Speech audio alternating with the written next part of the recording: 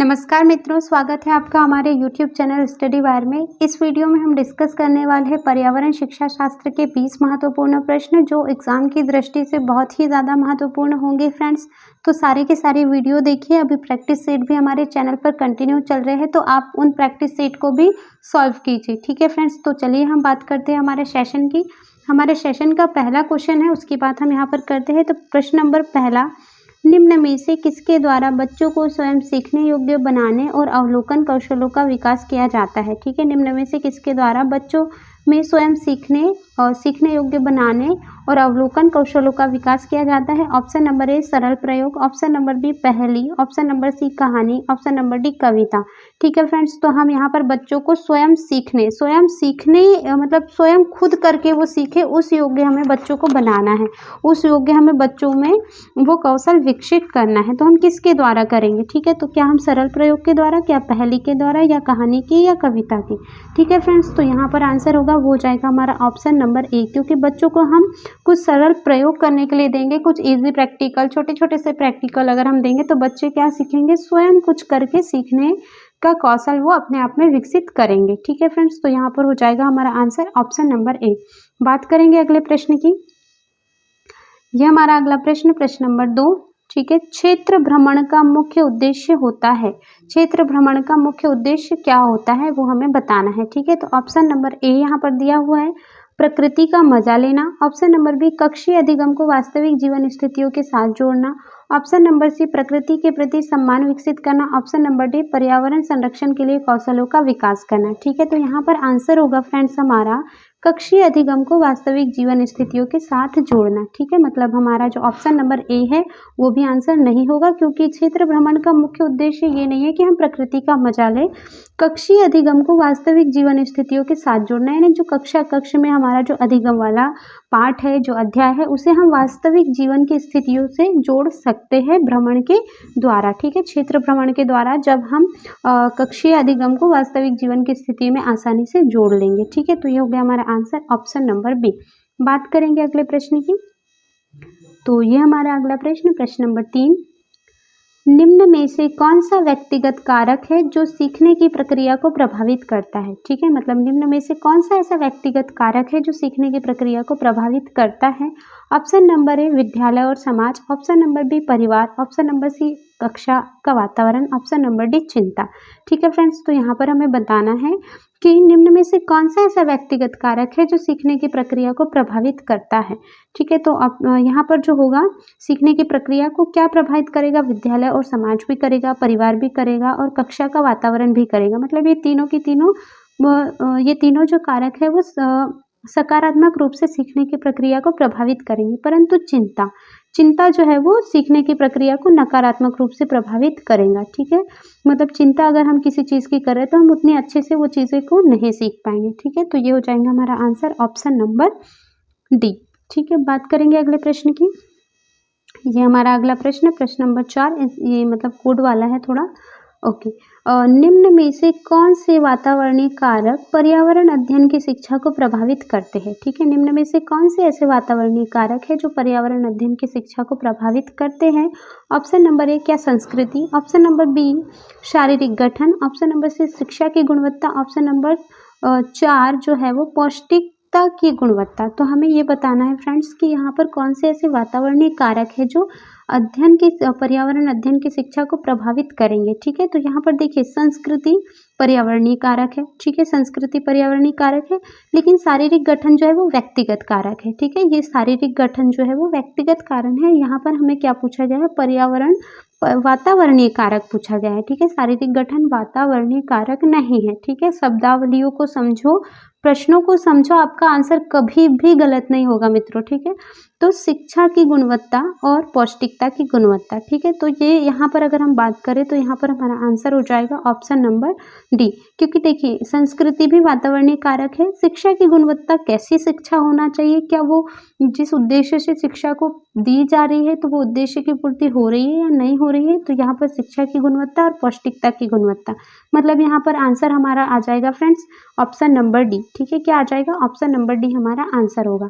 बात करेंगे अब अगले प्रश्न की। तो ये हमारा अगला प्रश्न, प्रश्न नंबर 5।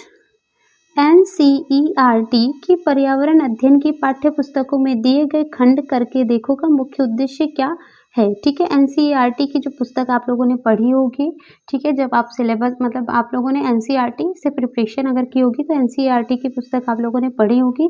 तो आप लोगों ने अभ्यास में एक चीज़ देखी होंगी कि लास्ट में करके देखो, लास्ट में करके देखो वाली जो गतिविधि है आती है तो उसका क्या उद्देश्य है, क्या मुख्य उद्देश्य है। ठीक है, तो यहाँ पर ऑप्शंस की बात कर लेते हैं हम। तो ऑप्शन नंबर ए प्रत्यक्ष हस्तपरक का अनुभव उपलब्ध कराना, ऑप्शन नंबर बी वैज्ञानिक शब्दावली की परिभाषाएं सिखाना, ऑप्शन नंबर सी प्रभावी अधिगम के लिए पाठ को दोहराना, ऑप्शन नंबर डी बच्चों का मनोरंजन करना। ठीक है फ्रेंड्स, तो यहाँ पर जो होगा ना मुख्य उद्देश्य उसका मुख्य उद्देश्य होगा प्रत्यक्ष हस्तपरक का अनुभव कराना। ठीक है, प्रत्यक्ष हस्तपरक का अनुभव कराना है, यानी कि अगर हम देखें, अगर करके देखते हैं कोई भी प्रैक्टिकल को, कोई भी गतिविधि को अगर हम करके देखेंगे तो प्रत्यक्ष हस्तपरक का अनुभव यानी खुद वो करके सीखेंगे बच्चे, तो प्रत्यक्ष रूप से उन्हें अनुभव हो जाएगा। ठीक है मित्रों, तो ये हो गया हमारा आंसर ऑप्शन नंबर ए। बात करेंगे अब अगले प्रश्न की। ओके, तो ये हमारा अगला प्रश्न, प्रश्न नंबर 6, गरीबी, निरक्षरता, असमानता, लैंगिक भेदभाव आदि जैसे सामाजिक मुद्दों के अधिगम हेतु कौन सा तरीका प्रभावशाली रहेगा। ठीक है, गरीबी, निरक्षरता, असमानता, लैंगिक भेदभाव आदि जैसे सामाजिक मुद्दों के अधिगम हेतु कौन सा तरीका प्रभावशाली रहेगा, वो हमें बताना है मित्रों यहाँ पर। ठीक है, तो ऑप्शन नंबर ए बच्चों को संस्कृति अभ्यासों से विविधता का सम्मान करने योग्य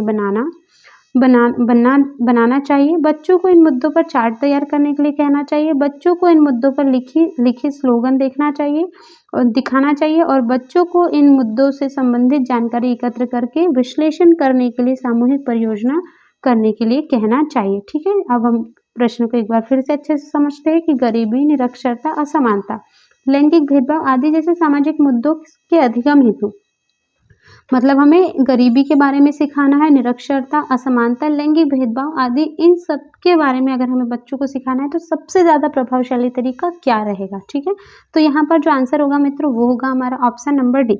यहाँ पर दिया हुआ है कि बच्चों को इन मुद्दों से संबंधित जानकारी एकत्र करने के लिए कहेंगे और यहाँ पर एक सामूहिक परियोजना लेने के लिए कहेंगे। ठीक है, मतलब ये वाले जो ऑब्जेक्टिव है ये उतने ज़्यादा इफेक्टिव नहीं है। ठीक है, उतने ज़्यादा इफेक्टिव नहीं है, तो यहाँ पर आंसर हो जाएगा हमारा ऑप्शन नंबर डी। बात करेंगे अब अगले प्रश्न की। तो ये हमारा अगला प्रश्न, प्रश्न नंबर 7, एनसीईआरटी के पाठ्य पुस्तक में पर्यावरण अध्ययन को उच्च प्राथमिकता और स्थान देने का कारण है। ठीक है, एनसीईआरटी के पाठ्य पुस्तक में पर्यावरण अध्ययन को उच्च प्राथमिकता और स्थान देने का क्या कारण है वो हमें बताना है। ठीक है, तो यहाँ पर आंसर हो जाएगा फ्रेंड्स हमारा, ऑप्शंस की बात कर लेते हैं पहले, बच्चों में स्वतंत्र रूप से प्रयोग करने की कुशलता विकसित करना, ऑप्शन नंबर बी चिंतन और विस्मय के लिए शिक्षार्थियों को अवसर उपलब्ध कराना, ऑप्शन नंबर सी विषय के आधारभूत सिद्धांतों को स्मरण करना, ऑप्शन नंबर डी उपरोक्त सभी। ठीक है, तो यहाँ पर जो आंसर होगा मित्रों वो हो जाएगा हमारा ऑप्शन नंबर बी। ठीक है, क्या आंसर होगा, ऑप्शन नंबर बी चिंतन और विस्मय के लिए शिक्षार्थियों को अवसर उपलब्ध कराना। ठीक है, मतलब यहाँ पर एनसीईआरटी पाठ्य पुस्तक में पर्यावरण अध्ययन को उच्च प्राथमिकता इसलिए दी गई है क्योंकि पर्यावरण अध्ययन ऐसी पुस्तक है या पर्यावरण अध्ययन ऐसा विषय है जिसमें चिंतन और विस्मय के लिए शिक्षार्थियों को बहुत ज़्यादा अवसर मिलते हैं। ठीक है, तो यहाँ पर हमारा आंसर हो जाएगा ऑप्शन नंबर बी।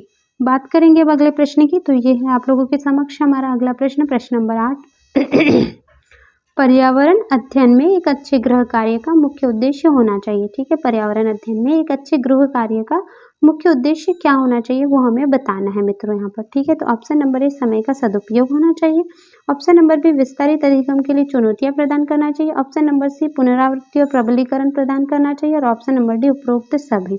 ठीक है, तो यहाँ पर अगर बात करें तो हमारा आंसर हो जाएगा ऑप्शन नंबर बी।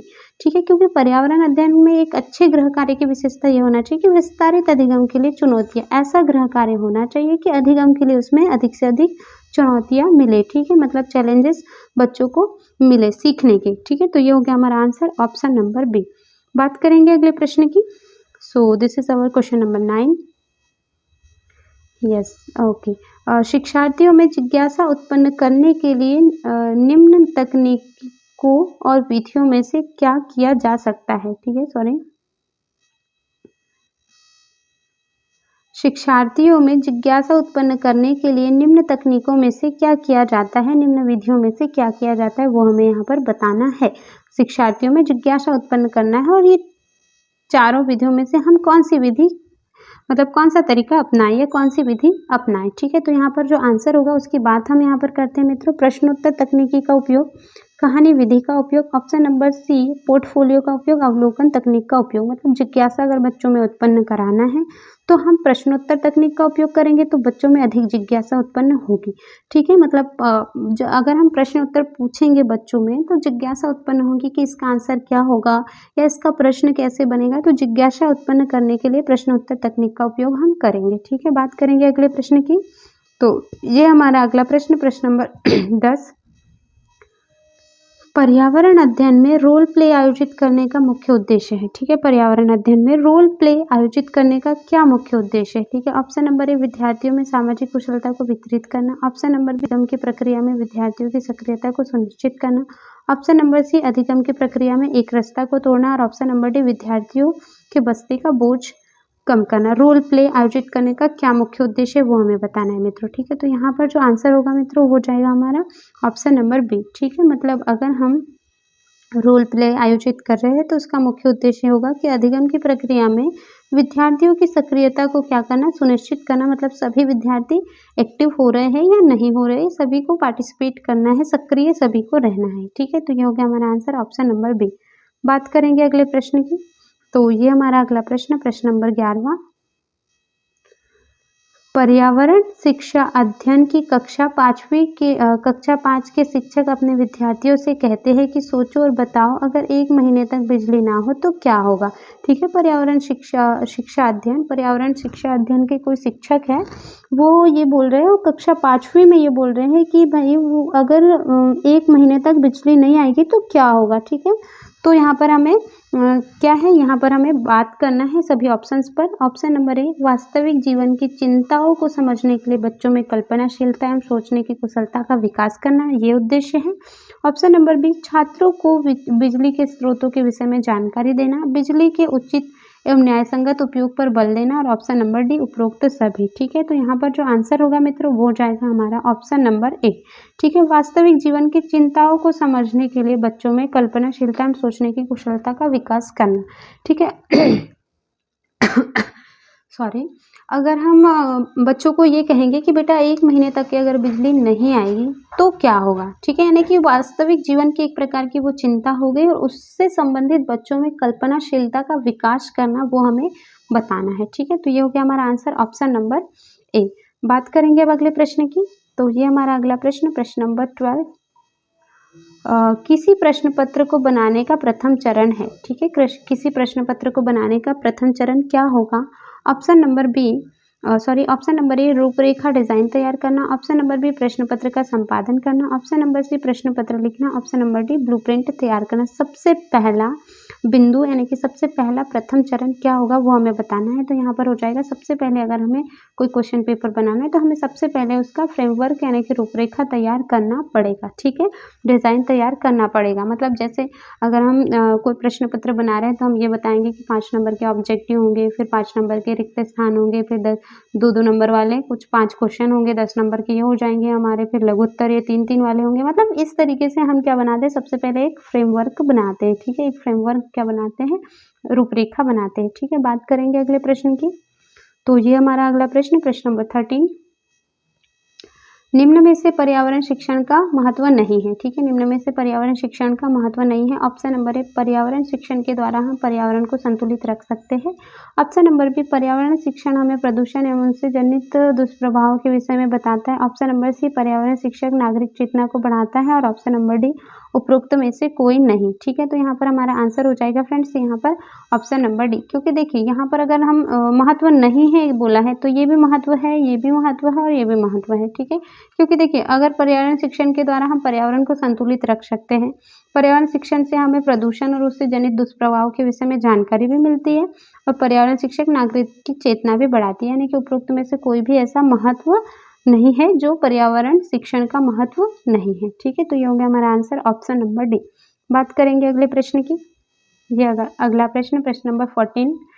सहयोगात्मक अध्ययन विधि से बच्चों में खालिस्तान का विकास होता है। ठीक है, सहयोगात्मक अध्ययन विधि से बच्चों में खालिस्तान विधि का विकास होता है, खालिस्तान का विकास होता है। ऑप्शन नंबर ए संवेदनशीलता का, ऑप्शन नंबर बी प्रजातांत्रिक भावना का, ऑप्शन नंबर सी चिंतनशीलता का, ऑप्शन नंबर डी स्वयं करके सीखने का। ठीक है, तो यहाँ पर जो आंसर होगा फ्रेंड्स वो हो जाएगा हमारा ऑप्शन नंबर बी प्रजातांत्रिक भावना का। ठीक है, क्या हो जाएगा ऑप्शन नंबर बी प्रजातांत्रिक भावना का। तो ये हो गया हमारा आंसर ऑप्शन नंबर बी प्रजातांत्रिक भावना। बात करेंगे अगले प्रश्न की। तो अगला प्रश्न है हमारा प्रश्न नंबर 15। ठीक है, प्रश्न नंबर 15 की अगर बात करें हम, तो पर्यावरण अध्ययन के कक्षा 5 की एनसीईआरटी की पाठ्यपुस्तक में एक प्रकरण दिया गया है, कौन कहाँ से आए जी। ठीक है, ये पाठ है, मैंने भी पढ़ा हुआ है, ये कौन कहाँ से आए जी। इस प्रकरण में देसी और विदेशी सब्जियों के नाम दिए गए हैं। यह प्रकरण किसकी थीम के अंतर्गत आता है। ये पाठ तो मैंने भी पढ़ा है, पर्यावरण अध्ययन के अंतर्गत कौन कहाँ से आए जी करके मिर्ची का दिया हुआ है और बहुत सारी चीज़ों का दिया हुआ है। ठीक है, तो यहाँ पर जो है इसकी थीम बताना है हमें। ठीक है, मतलब 6 थीम निर्धारित की गई है, भोजन, आवास, ठीक है, परिवहन वगैरह। तो यहाँ पर कौन सी थीम, इन 6 थीम में से कौन सी थीम इस पाठ पर आधारित है। ठीक है, ऑप्शन नंबर ए आवास, ऑप्शन नंबर बी भोजन, ऑप्शन नंबर सी यात्रा, ऑप्शन नंबर डी परिवार और मित्र। ठीक है, तो यहाँ पर आंसर हो जाएगा फ्रेंड्स हमारा भोजन। ठीक है, भोजन मतलब 6 थीम में से भोजन हमारा क्या हो जाएगा, ऑप्शन हो जाएगा। ठीक है, तो ये हो गया हमारा आंसर ऑप्शन नंबर बी। यह अगला प्रश्न है हमारा प्रश्न नंबर 16। राष्ट्रीय पाठ्यचर्या की रूपरेखा 2005 के अनुसार पाठ्यपुस्तक और शिक्षक ही सीखने के लिए एकमात्र स्रोत नहीं है। बच्चे अपने परिवार के सदस्यों, समुदाय के लोगों, समाचार पत्रों आदि से भी सीख सकते हैं, अपने बड़ों से सीखते हैं। ठीक है, मतलब राष्ट्रीय पाठ्यचर्या रूपरेखा यानी कि NCF 2005 के अनुसार उन्होंने ये कहा है कि भाई पाठ्यपुस्तक और शिक्षक ही एकमात्र सीखने का स्रोत नहीं है। बच्चे अपने परिवार के सदस्यों से भी सीख सकते हैं, अपने आसपास समुदाय के लोगों से भी सीख सकते हैं, समाचार पत्रों से भी सीख सकते हैं। ठीक है, तो और अपने बड़ों से भी सीख सकते हैं। ठीक है, तो मतलब अपने बड़ों से सीखने में उन्हें क्या मिलेगा। ठीक है, यानी यहाँ पर ऑप्शंस पढ़ते समझ में आ जाएगा। ऑप्शन नंबर ए बच्चों के अभिभावक और समाज का विद्यालय से जुड़ाव होगा। ऑप्शन नंबर बी शिक्षकों को बच्चों के परिवार के बारे में जानने का मौका मिलेगा। ऑप्शन नंबर सी अभिभावकों का शिक्षण में योगदान बढ़ेगा। ऑप्शन नंबर डी उपरोक्त सभी। ठीक है, तो यहाँ पर जो आंसर होगा मित्रों वो हो जाएगा हमारा ऑप्शन नंबर डी उपरोक्त सभी। ठीक है, क्योंकि बच्चा अगर परिवार से सीख रहा है, बच्चा अगर अपने बड़ों से सीख रहा है, तो बच्चों और अभिभावकों और समाज में विद्यालय से जुड़ाव होगा। ठीक है, शिक्षकों को बच्चों के परिवार के बारे में जानने का मौका भी मिलेगा और अभिभावकों का शिक्षण में योगदान भी बढ़ेगा। मतलब उपरोक्त सभी के सभी हमारे ऑप्शन यहाँ पर क्या हो गए, सही हो गए। ठीक है, बात करेंगे अब अगले प्रश्न की। तो ये हमारा अगला प्रश्न प्रश्न नंबर 17। पर्यावरण अध्ययन का बालक के भविष्य से क्या संबंध है। पर्यावरण अध्ययन का बालक के भविष्य से क्या संबंध है। ऑप्शन नंबर ए बालक भविष्य में एक व्यक्ति के रूप में अपने पर्यावरण में जीवन यापन करेगा। ठीक है, ऑप्शन नंबर बी बालक भविष्य में इसी क्षेत्र में रोजगार प्राप्त करेगा। ऑप्शन नंबर सी पर्यावरण के ज्ञान के बाद बालक भविष्य में इसका दोहन अच्छी तरह से कर पाएंगे। ये तो बिल्कुल ही गलत है। ऑप्शन नंबर डी बालक के भविष्य में पर्यावरण का कोई संबंध नहीं है, ये भी गलत है। ठीक है, तो यहाँ पर हमें क्या संबंध है वो बताना है। तो ज़रूरी नहीं है कि पर्यावरण विषय में ही वो रोजगार प्राप्त करे। तो हमारा जो आंसर होगा मित्रों वो हो जाएगा ऑप्शन नंबर ए। ठीक है, क्या हो जाएगा हमारा आंसर ऑप्शन नंबर ए बालक भविष्य में एक व्यक्ति के रूप में अपने पर्यावरण में ही जीवन यापन करेगा और यही पर्यावरण अध्ययन का बालक के भविष्य से क्या है, संबंध है। ठीक है, तो ये हो गया हमारा आंसर। बात करेंगे अगले प्रश्न की। तो ये हमारा अगला प्रश्न प्रश्न नंबर 18वां। कक्षा तीसरी कक्षा के बच्चों को पर्यावरण की स्वच्छता से संबंधित शिक्षा प्रदान करने का सबसे अच्छा तरीका क्या होगा। बच्चे जो है देखिए ऐसे प्रश्नों को जब हम सॉल्व करते हैं तो एक चीज़ ये याद रखना कि कौन सी कक्षा बोला है। ठीक है, मतलब कक्षा तीसरी प्राइमरी लेवल के बच्चों का बोला है तो कक्षा तीसरी के बच्चे आपके दिमाग में आ जाना चाहिए। ठीक है, मतलब वो छोटे छोटे बच्चे जो कक्षा तीसरी में है। ठीक है, तो तीसरी कक्षा के बच्चों को पर्यावरण की स्वच्छता से संबंधित शिक्षा प्रदान करने का सबसे अच्छा क्या तरीका होगा। ठीक है, ऑप्शन नंबर ए स्वच्छता पर व्याख्यान देने के बाद इसके लाभ की शिक्षा देने वाली एक कहानी सुनाना। ऑप्शन नंबर बी स्वच्छता के लाभ की शिक्षा देने वाली एक कहानी सुनाना।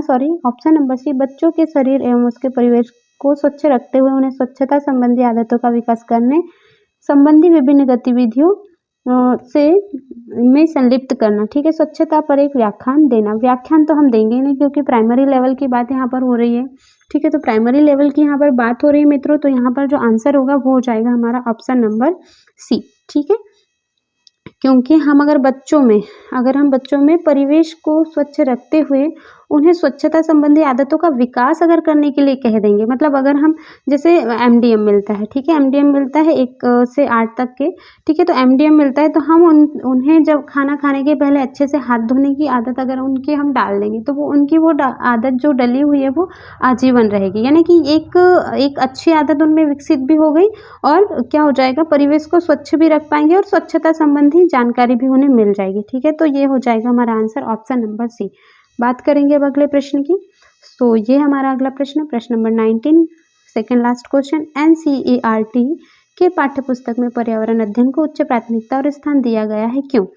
ऑप्शन नंबर ए तकनीकी शब्दावली और सटीक परिभाषा उपलब्ध कराने के लिए। ऑप्शन नंबर बी विषय की आधारभूत संकल्पनाओं की व्याख्या करने के लिए। ऑप्शन नंबर सी चिंतन और विश्नोई के लिए शिक्षार्थियों को अवसर, यहाँ पर चिंतन और विश्लेषण लिखा हुआ है, चिंतन और विश्लेषण के लिए शिक्षार्थियों को अधिक अवसर उपलब्ध कराने के लिए, अधिक संख्या में अभ्यास प्रश्नों को शामिल करने के लिए। ठीक है मित्रों, तो आप कभी भी अगर ऐसे ऑप्शंस आते हैं तो यहाँ पर ये चीज़ याद रखना कि किसी भी विषय में तकनीकी शब्दावली और सटीक परिभाषाओं पर उतना बल नहीं दिया गया है। ठीक है, आधारभूत संकल्पनाओं पर भी उतना बल नहीं दिया गया और ना ही अत्यधिक अभ्यास प्रश्नों पर दिया गया है। तो यहाँ पर चिंतन और विश्लेषण के लिए शिक्षार्थियों को अधिक अवसर उपलब्ध कराने के कारण एनसीईआरटी के पाठ्यपुस्तकों में पर्यावरण अध्ययन को उच्च प्राथमिकता और स्थान दिया गया है। ठीक है मित्रों, तो यहाँ पर हो जाएगा हमारा आंसर ऑप्शन नंबर सी। ठीक है, आज के सेशन का लास्ट क्वेश्चन है ये, ये है हमारा लास्ट क्वेश्चन, प्रश्न नंबर 20। कक्षा 5वीं के एनसीईआरटी की पर्यावरण अध्ययन की पाठ्यपुस्तक में प्रत्येक पाठ के अंत में एक खंड को शामिल किया है, हम क्या समझे। ठीक है, यह सुझाव दिया गया खंड में शामिल प्रश्नों के उत्तर का सही या गलत के रूप में आकलन नहीं किया जाएगा।